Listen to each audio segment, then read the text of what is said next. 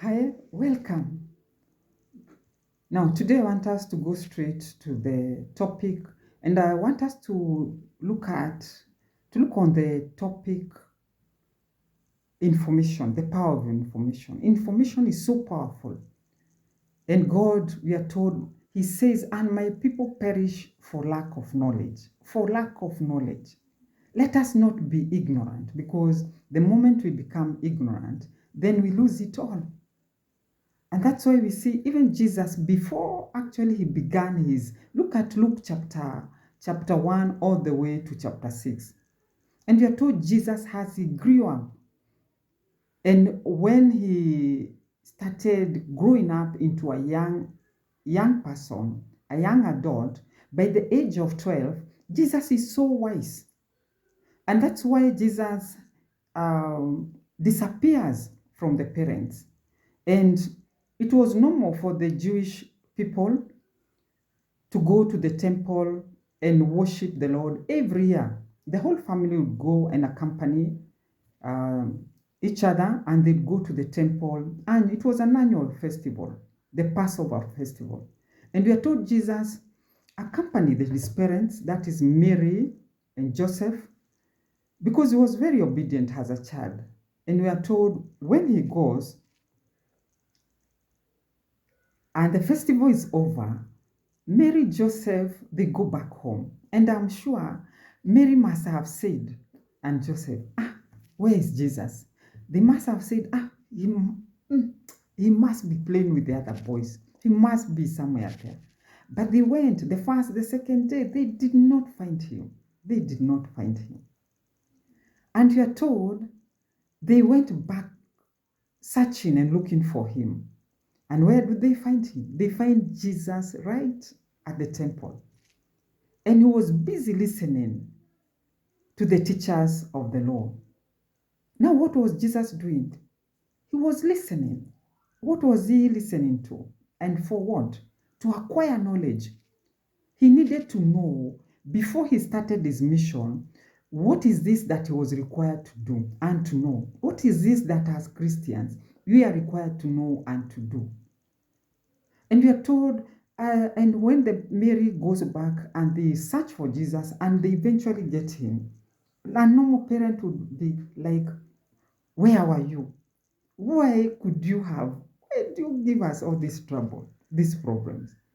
You should never, don't ever leave us or go wandering about. That was wrong. Jesus, that was very wrong.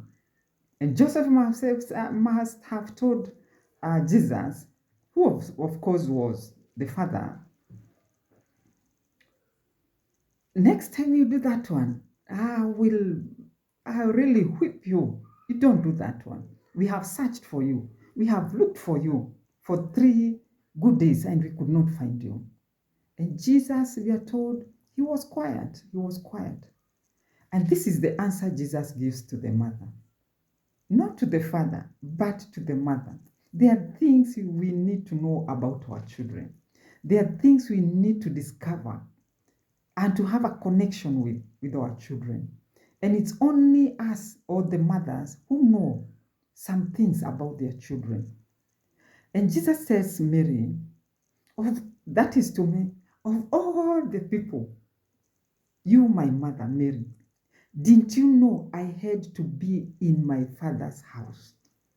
Didn't you know?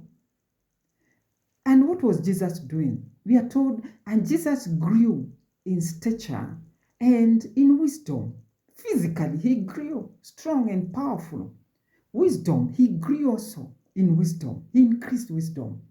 And how one way we know that Jesus literally acquired wisdom, he would really follow the teachers of the law, and he was very keen and he learned because the Jewish boys, we are told, by the age of 13, that's when we are told they'd go and study.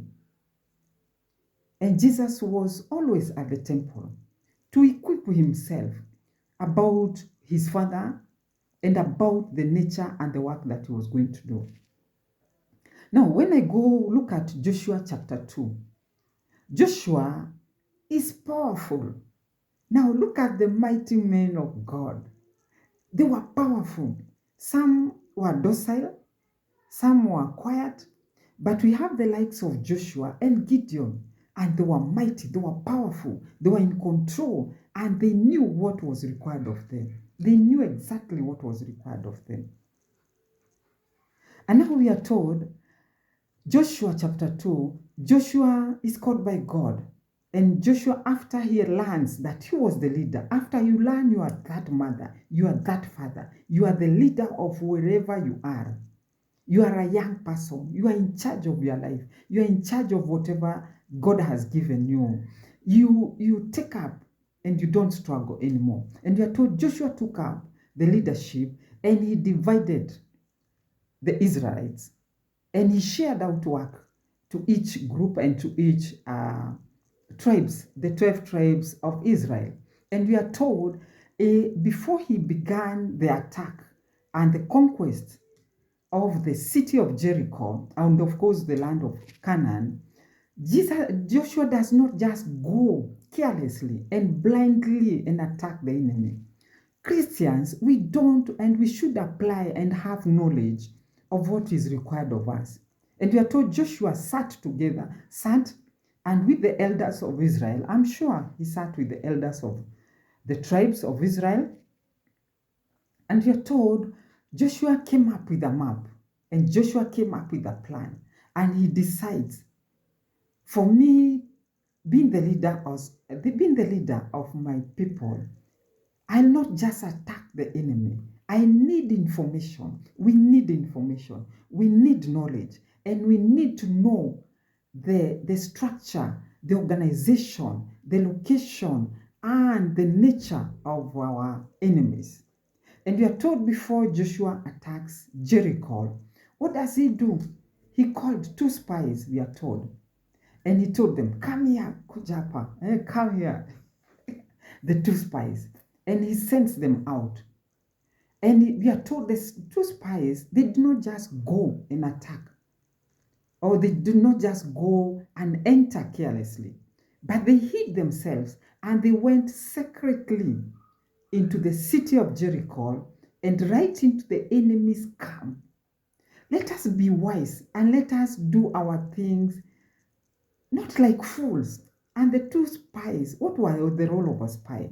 The spy is somebody who wants to go into the enemy's camp or to your rival or to your opponent and acquire information about him.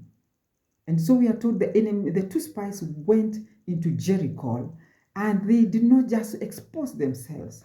They went and they were hiding. And we are told the 2 spies, when they enter into Jericho, read Joshua chapter 2 and even on, because it is sweet, it is important to read. And we are told once they entered into Jericho, they must have searched in their souls among themselves or between themselves. And they must have come to a conclusion, which is the weakest part of this code of the city of Jericho. Which is the weakest, which is the most tiny, easy, and channel and person that we can penetrate through. And that was the prostitute, Rahab. Why? Who is a prostitute? A prostitute is somebody, from now biblical point of view, I would say a prostitute is somebody who was despised, who sexually, they were getting money or their daily bread by their trade. And they welcomed everyone and they had so much information. Because even as we go on, the king of Jericho comes to Rahab and asks her, Rahab, where are the 2 men? Where are the 2 Israelites? Where are the 2 Jews who came here for your service? I'm sure that's why the king came eventually to Rahab. And therefore, she was very exposed and she had all the information, connection, and knowledge of her people and the strangers and anybody about the kingdom. And that's why you don't despise. You don't despise or hate or look down on somebody because of their status. That is the person God will use. And that is the person that God will use to save his people.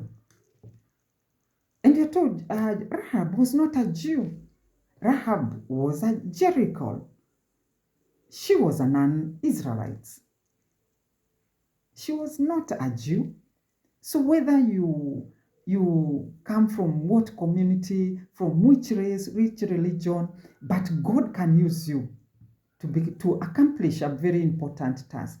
And so Rahab had the information about the kingdom, about the conquest, about the army, about the king, her own king, and about the city of Jericho, the location and the management, and even the surveillance that was there for the kingdom. And so we are told the two spies, they come and they enter into the house of Rahab. Hey, Rahab, being a prostitute, she must have said, now, today I have major and great customers. And I'm not going to have one.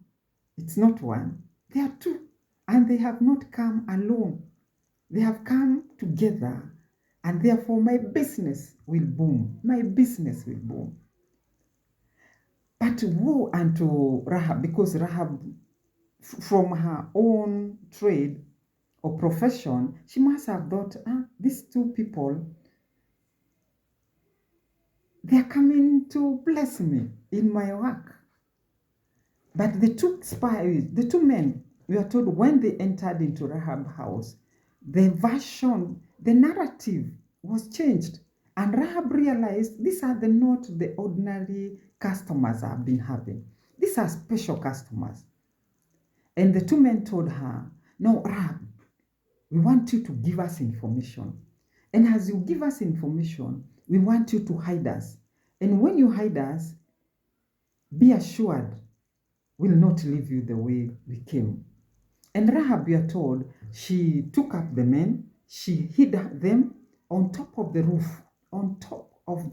her house, and she kept quiet. And the king of Jericho, her king, came and asks Rahab, Rahab, where are the two men that came into your house?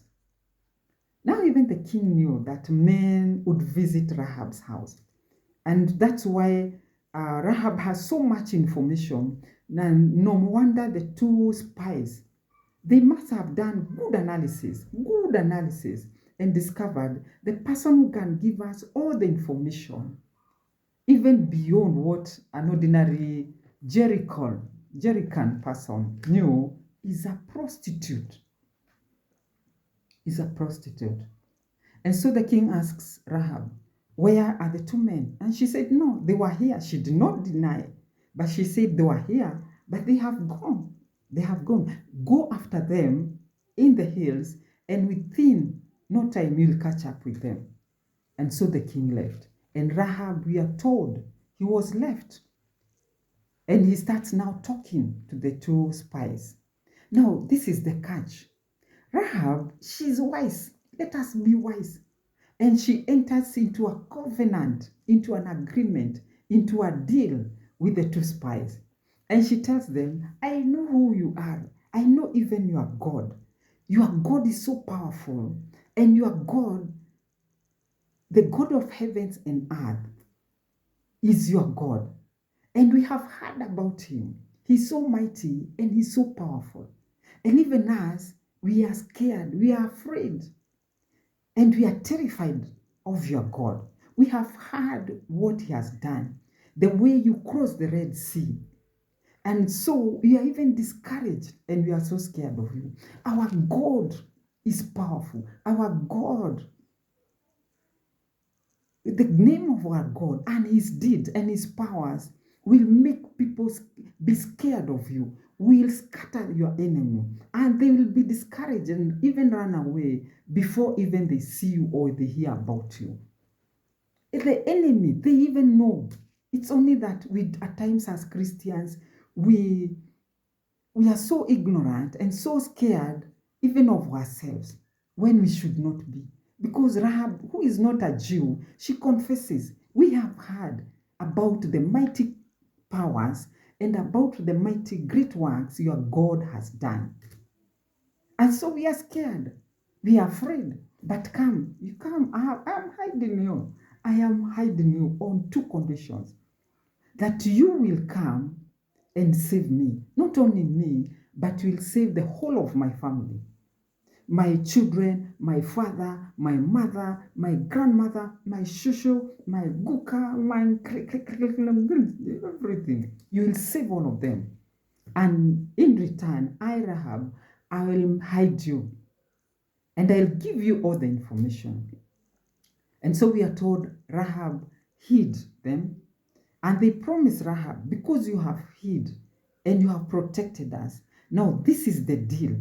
Let us make clear deals. Let us make wise deals. Let us not be fools. Whatever deal we enter into, let us be beneficial to us. Look at your side of your deal.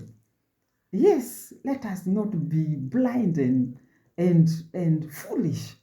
God wants us to be wise. Actually, he says in Proverbs 4:26, plan carefully whatever you do, and you'll succeed, and it shall be accomplished when you plan. So God wants us to plan. And even in Genesis chapter 1, 2, 3, we see God had a plan even before he comes to create and to form the world. We are told, and God would say, God did not do matakotanyo ad hoc, mixture, of things. But there was a plan, well-designed, structured plan of how even God creates the world. And so back to Rahab. Rahab and the two spies, they say, then, because you have hidden us, this is the deal. It is important to make a deal and to make vows, but it should be to our benefit. And Rahab, we are told, she tells the men, I will hide you, I'll give you the information, and I'll make sure nobody will know that even you are here. In fact, if you look, they are busy looking for you. They're busy looking for you up in the mountain. But they'll not catch you. They'll not get you. They'll not get you. And then the two spies told Rahab, now come here, Rahab. You are a good woman. Although we know who you are, come here, Rahab. One thing, you must keep quiet. Keep quiet. Don't divulge. Don't reveal. And don't tell us out and disclose who you are. So zip up, and shut up about who we are. Number two, we want you, because we'll come and invade your people, we'll come and invade Jericho. Make sure that as we come and as we invade the city of Jericho, you put a red cord. This red cord, the two spies, they gave Rahab a red cord. And this red cord, hang it on your window. What is that as Christians, we need always to put and to cover and to identify ourselves in? That is the blood of Jesus Christ. We need always to cover our homes, ourselves, with the blood of Jesus, because that is the identity and that is the mark that we are identified with. And so the two spies tell Rahab, make sure one, you zip up. Number two, you put this red cord on your window through which you have let us out. And number three, make sure that your people, your father, your mother, your children, your everybody, even your goats, even your sheep, hey, everything, you keep it indoors. God wants, there are times, there are situations you need to keep together. And even as a person, there are times you isolate yourself. You isolate yourself and you keep together. And make sure nobody, during the conquest, nobody goes out. And you are told the two spies, after they had struck that deal with Rahab, they left. And Rahab, we are told, she let them out and they fled into the hills. And Rahab tells them, don't go and don't leave your hideout until the first, the second, and the third day.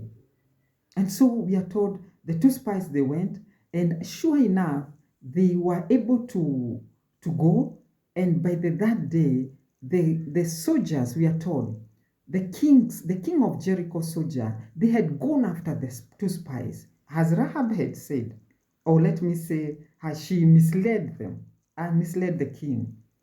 They went, they searched, they did not get, and they did not find the two spies. And on the third day, they come back. And we are told the two spies, they therefore left and they crossed Jordan and they went back to Joshua. Timing is important. It is important we time. It is important we plan. It is important we get information. And it is important that we have an ally. And we are told that the two spies, when they go back to Joshua, they gave all the information. They give all the information. And Joshua must have said, hey, come here, Kuchapa, come here, my two spies. What did you discover? And the two spies must have told Joshua, our leader, this is all the information we have got. The land is good. The kingdom is guarded. They have their own king. But we got an ally. We got a friend. And we got a woman who welcomed us and who gave all the information we needed. What is this information? About the army, about the location, about the power of the kingdom, about their strategies, and about even how they move in and how they go out. And therefore we are told after Joshua gets the information, he reorganized the army and he commanded them. We are told he commanded them to go on and to move on and to cross River Jordan. To cross River Jordan. What am I saying? That as Christians, we need information. We need to be careful. We need to plan and plan and plan and plan into finer details.